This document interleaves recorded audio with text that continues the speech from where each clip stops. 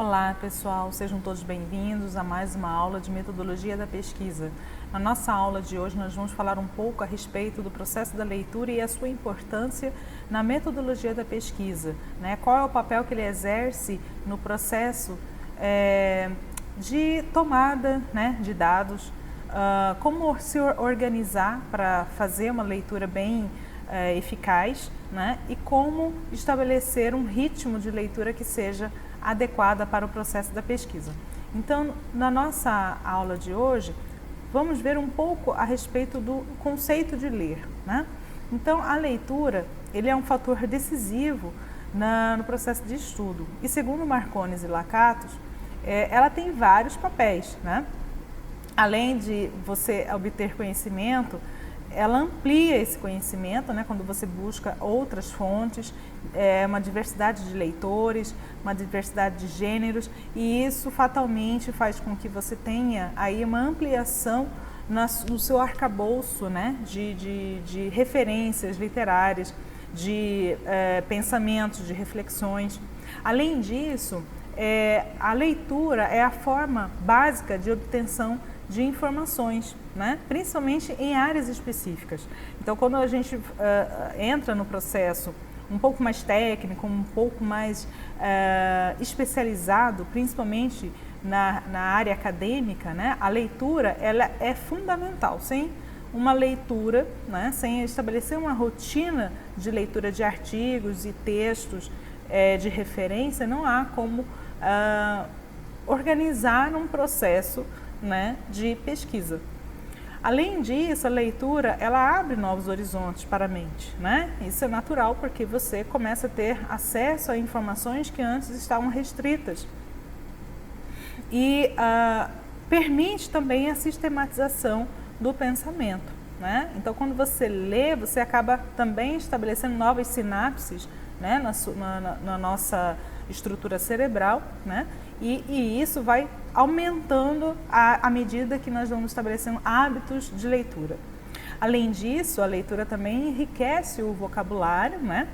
Logicamente, desde que você também estabeleça o hábito de sempre ler com um dicionário, né? Porque você ler sem saber o significado de certas palavras também não é um hábito adequado. Então, sempre a gente ter esse cuidado de tentar sempre chegar ao conceito de cada palavra a qual a gente ainda não tem acesso ao seu significado. E também a leitura permite um melhor entendimento do conteúdo das obras. Lembrando que ler não é decifrar, como se fosse num jogo de adivinhação, como se você tentasse entender o que você está lendo. Ler é muito mais do que você simplesmente passar os olhos em cima de um texto. Ler é você também absorver o ponto de vista do autor, né, e tentar estabelecer paralelos com outras obras também que já foram lidas, né? Isso vai treinando a nossa mente a também mais para frente, quando maduros, também já exercer um papel mais crítico quando nos deparamos com obras novas, né, com textos novos. E aí, a partir disso aí, você consegue atribuir significados e relacionar com outras leituras, né, com outros autores, inclusive. A partir disso, a leitura ela permite você reconhecer gêneros, tecer críticas, estabelecer pontos de vista, entender a mente do autor, né, e o seu olhar para determinados fenômenos ou fatos, né? E ao final a gente percebe que a leitura é um processo de estabelecimento de uma relação sutil entre o leitor e o autor, né? Esse processo de relação, como diz Gerald, ele é mediado pelo texto, né? Então, quando você lê, você não só capta as informações, mas também estabelece, inclusive, uma relação sutil, apesar de indireta, né? Mas há uma relação entre o pensamento do autor e o leitor. Então, nós temos aqui que a leitura, na verdade, é um processo de diálogo entre o leitor e o objeto lido. Tá? Então, você pode estabelecer relações entre o livro ou o texto, né? Ou mais profundamente com o pensamento do autor. Tá? E a leitura, ela envolve um processo de decifração e decodificação. Para isso, é preciso que tenhamos também bases bem estabelecidas de alfabetização, né? Porque quando você tem bases muito frágeis no processo de interpretação de texto, fica muito difícil você tentar entender o que é colocado naquele texto, né?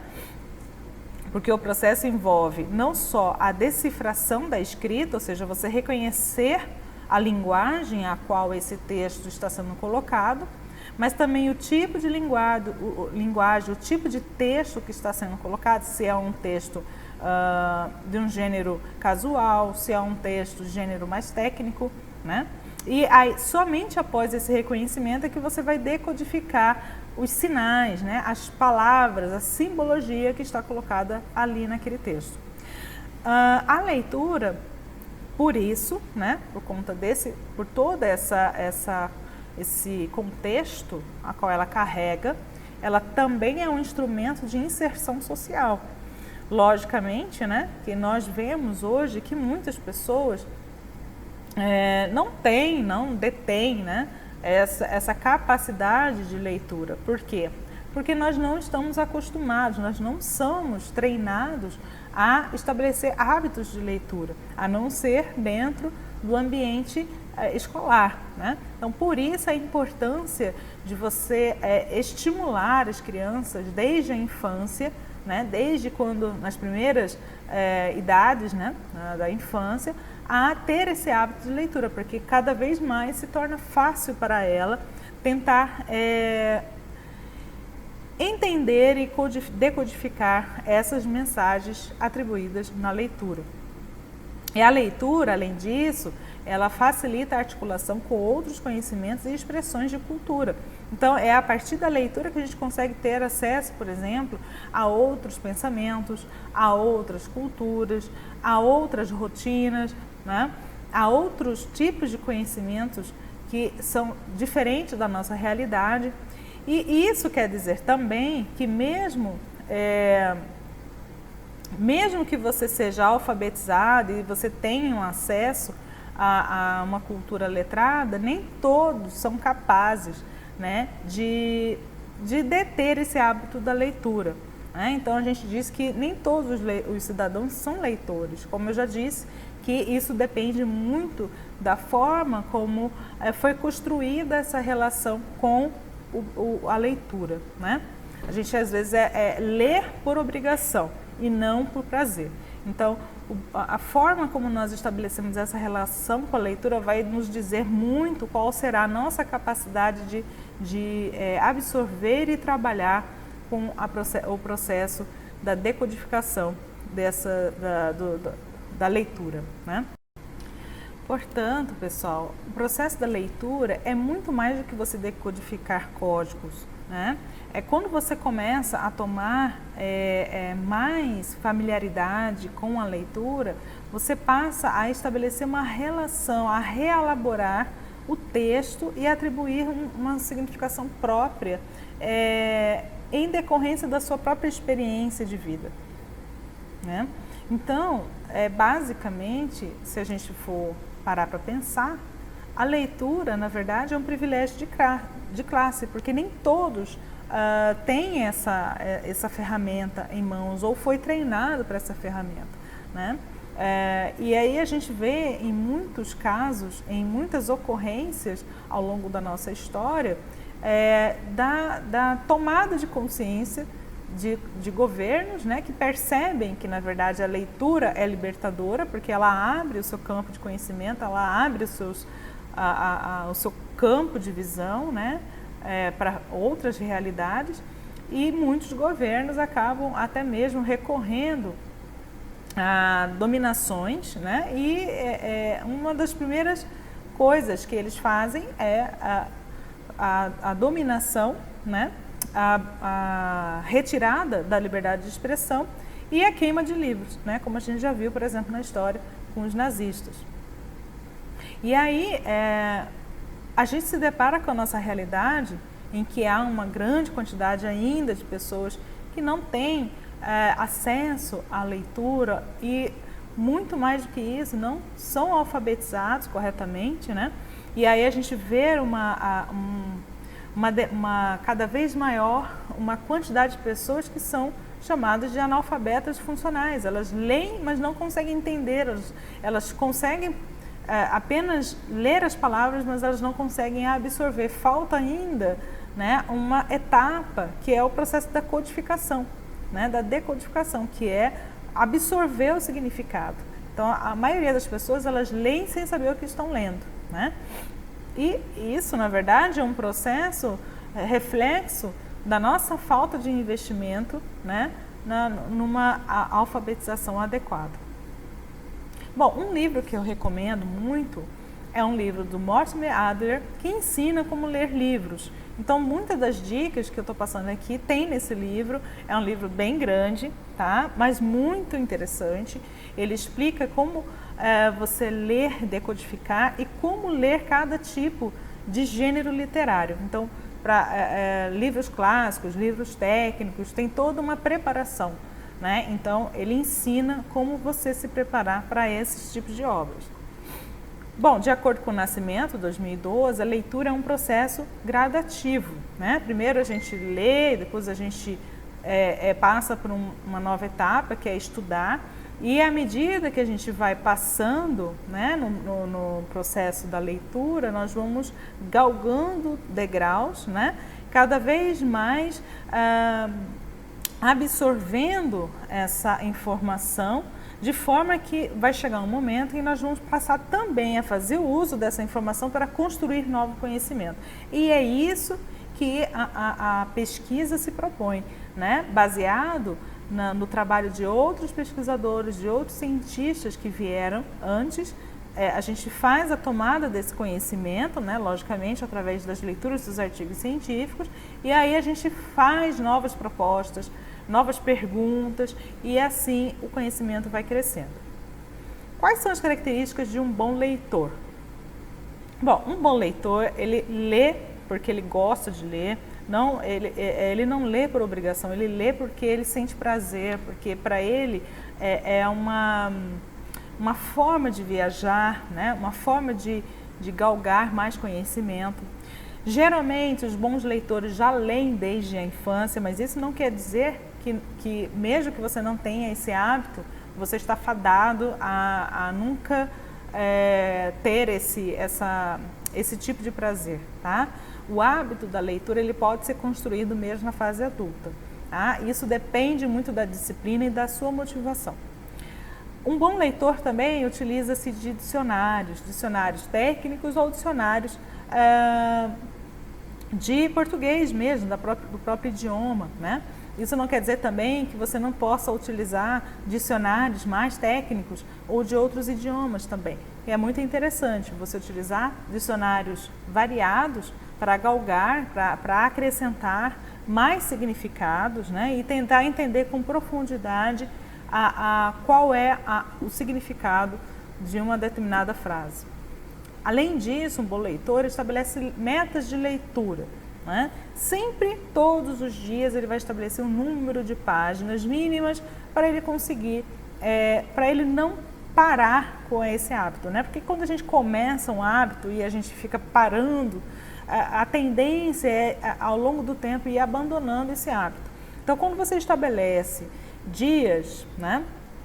Todos os dias, estabelecer uma quantidade mínima de páginas de leitura e podendo ser para qualquer tipo de gênero, a tendência é que você agregue esse hábito paulatinamente até que ele se torne uma coisa própria da sua rotina, tá? Além disso, um bom leitor faz anotações, esquemas, né? coloca anotações pessoais ou anotações que ele leu em outra obra de um outro autor e faz uma relação entre o livro que ele está lendo, o texto que ele está lendo.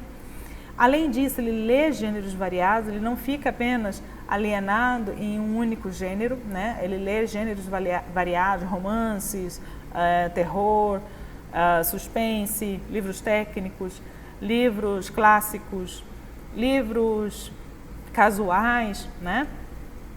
Ele não tem receio também de abandonar um livro quando ele não acha muito adequado ou que seja desinteressante. A gente tem a tendência de achar que a gente tem obrigação de ler um livro até o final. Não tenha receio de abandonar um livro quando ele não chame a sua atenção, não agrega nada, porque nem todos os livros são bons, né? Nem todos os textos são bons de ler. Então, é interessante também você fazer uma compilação, né? Fazer uma análise prévia do texto que está sendo tratado, né? Porque isso tudo também toma o tempo. Então, quando você gasta muito o seu tempo com obras que não vão lhe agregar ou que não lhe trazem aquela informação da qual você precisa, é interessante que você deixe de lado para um período em que você não tenha tanta coisa para fazer, né? E vá atrás de outros textos mais interessantes. E além disso, um bom leitor tem como uma característica criar uma biblioteca particular. Tá? Isso é muito interessante porque também você, principalmente para aquelas pessoas que trabalham de forma intelectual, né, que produzem conhecimento, ter a obra em mãos com acesso rápido também facilita aí na produção do conhecimento. Segundo Marcones e Lacato, nós temos diversos tipos de leitura. A primeira delas é o scanning. O scanning é um tipo de leitura que a maioria das pessoas fazem quando estão procurando uma determinada obra. Então, você pega um livro ou um texto e faz uma leitura rápida para encontrar palavras-chave ou certas linhas, parágrafos, somente para você saber do que o texto se trata. Então, esse tipo de leitura é uma leitura superficial e é uma leitura rápida. Na verdade, é um tipo de escaneamento, por isso chama-se scanning. Você está analisando para ver do que se trata essa obra. A segunda fase é a chamada skimming. Skimming é quando você faz uma leitura um pouco mais reservada para tentar captar numa leitura qual é a tendência geral, tá?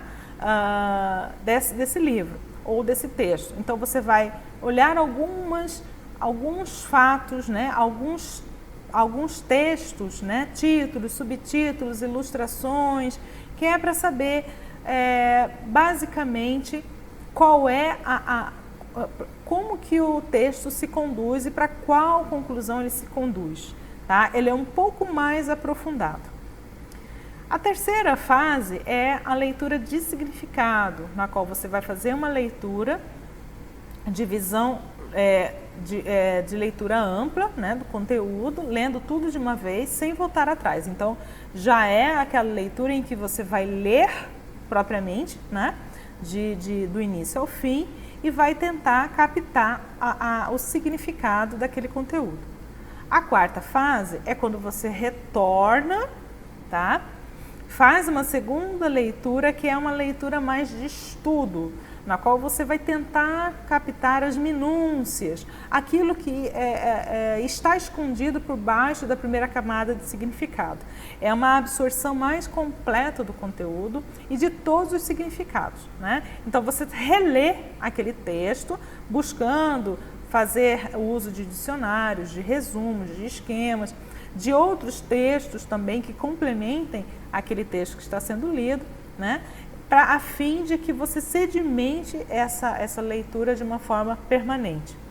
E por último, essa última fase, que é a fase crítica, ela é reservada para aquelas pessoas que já têm uma ampla bagagem de leituras de diversos tipos de gêneros e diversos autores, né? Na qual você já começa a formar ponto de vista. Você vai começar a traçar paralelos com outros autores, traçando também o seu próprio, a sua própria crítica, fazendo uma resenha, né? Colocando pontos e contrapontos àquele texto lido. Então aqui você já traz o seu próprio, a sua própria construção de conhecimento. Segundo Severino, nós temos então algumas diretrizes para estabelecer uma boa leitura. Então você pode fazer primeiro uma análise textual, na qual você vai fazer a preparação do texto, né? Você faz um esquema desse texto, você faz uma visão do conjunto, você vai buscar palavras no dicionário, né? O vocabulário, quais são as doutrinas inclusas nesse texto, né? Então você vai fazer uma esquematização. A segunda fase é a análise temática, na qual você vai tentar estabelecer a compreensão da mensagem do autor. Você vai fazer um resumo, tá? Você vai fazer um resumo a respeito do tema que está sendo tratado, ou seja, qual é o tema, qual é o problema, qual é o raciocínio por detrás desse texto, né? E as ideias secundárias que estão inclusas nessa obra. Posteriormente, você pode fazer uma análise interpretativa, que é a interpretação da mensagem do autor, estabelecendo associações de ideias e também críticas. Esse processo também é conhecido como resenha, como a gente já disse, que é uma fase de criticar, ou seja, colocar no seu próprio ponto de vista, tá? E você também pode fazer uma problematização, na qual você estabelece aí quais são os pontos contra ou a favor desse texto a qual você está lendo, né? Então a gente chama de resenha crítica. E também no final você pode fazer uma síntese, né, que é reelaborar a mensagem do autor com base na sua reflexão pessoal. Então aí, nesse caso, você pode fazer um novo texto. Essas fases são bem interessantes porque elas servem, inclusive, para o processo da produção escrita acadêmica, né? Muitas das vezes, principalmente na área de humanas, nós temos que fazer leituras de autores, diversos autores, aí a gente tem que fazer esses esquemas, né? E ao final, quando a gente vai redigir o nosso trabalho acadêmico, muitas das vezes a gente tem que fazer a síntese.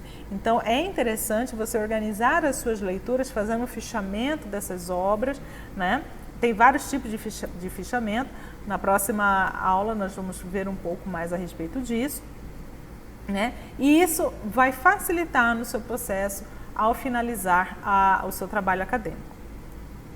E como ler artigos científicos? Bom, artigos científicos são textos mais especializados e mais técnicos, voltadas para uma área científica, né? Geralmente são textos breves, concisos, com direcionamento e que seguem uma metodologia científica, né?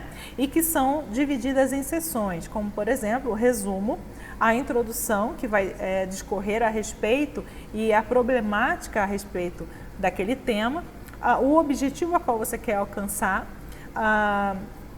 as ferramentas, né, materiais e métodos, ou seja, qual foi a ferramenta, a metodologia que você seguiu para obter os dados, tá? E os resultados e a conclusão a qual você chegou, tá? Geralmente, nós fazemos um resumo dos artigos. Então, você vai ler primeiramente, fazer uma análise de scanning, que a gente diz, né? Você vai verificar, primeiramente, se o tema é condizente com aquilo que você se propõe a procurar, né? Se o tema casa com o que você busca. Se não, ele é irrelevante. Se for relevante, você vai fazer uma análise do resumo, porque o resumo, ele contém ali, como o próprio nome diz, todas as partes importantes de forma muito sintética no artigo. Então, por exemplo, a introdução, ele vai conter uma pequena, um relato breve do que se trata o tema, o objetivo principal, o resultado principal alcançado e a conclusão geral. Tá? Então, no próprio resumo, você já pode verificar se o artigo é interessante ou não para o seu trabalho. Depois que você verificou no resumo se é interessante e se condiz com a sua área a qual você busca, você vai ler o método, né? Qual foi a metodologia encontrada, se é realmente válido, e aí ao final você vai verificar os resultados e a conclusão, tá? E ao final você pode fazer um resumo colocando as principais partes desse artigo e principalmente aqueles parágrafos que trazem um novo olhar, um novo entendimento a respeito da área a qual você está buscando, a qual você está pesquisando, ok? A parte de leitura de artigos científicos é muito interessante e fundamental para o processo da escrita acadêmica e nós vamos ver nas próximas aulas como fazer uma leitura adequada, ok? E é isso, pessoal, até a próxima aula.